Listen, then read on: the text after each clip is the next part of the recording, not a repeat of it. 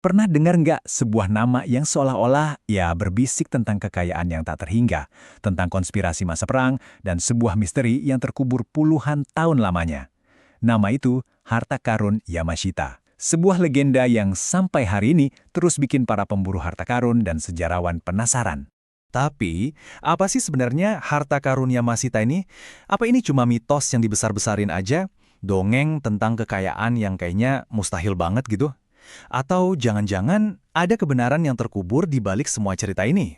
Nah, itu dia yang akan kita telusuri bareng-bareng. Oke, sebelum kita melangkah lebih jauh nih, ada satu hal yang harus jelas dari awal.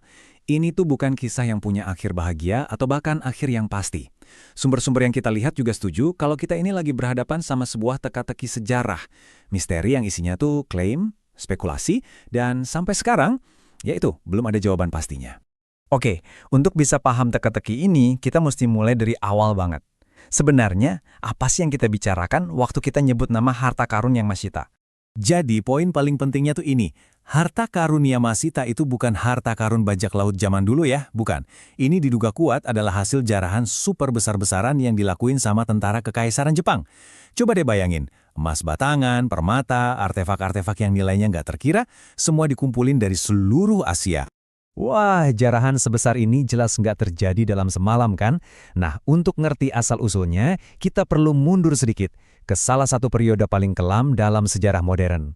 Garis waktunya sebenarnya sederhana, tapi isinya penuh drama. Jadi selama Perang Dunia Kedua, tentara Jepang ini kan ngumpulin kekayaan dari semua wilayah yang mereka taklukan. Tapi begitu roda perang berbalik arah, wah, bawa pulang jarahan segitu banyaknya jadi mustahil.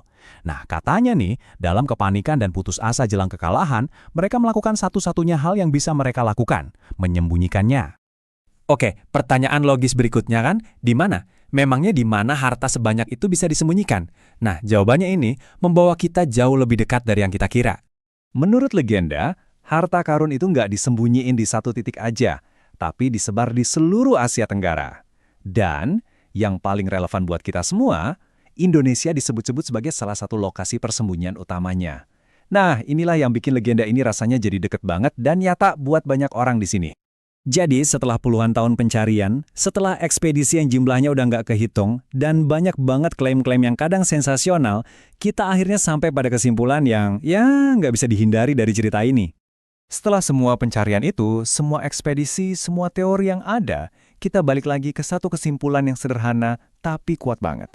Sumber kita juga bilang dengan jelas, sampai sekarang, ini masih menjadi misteri. Ini seakan jadi pengakuan kalau kebenaran soal harta karun Yamashita mungkin emang udah terkunci selamanya. Jadi, kita tutup pembahasan kali ini dengan satu pertanyaan buat kalian renungkan. Apakah harta karun Yamashita ini cuma mitos yang makin lama makin dibesar-besarkan aja? Atau jangan-jangan di suatu tempat di luar sana, di bawah tanah hutan tropis kita, beneran ada kekayaan luar biasa yang nunggu buat ditemuin? Jawabannya? Ya, mungkin masih terkubur bersama harta itu sendiri.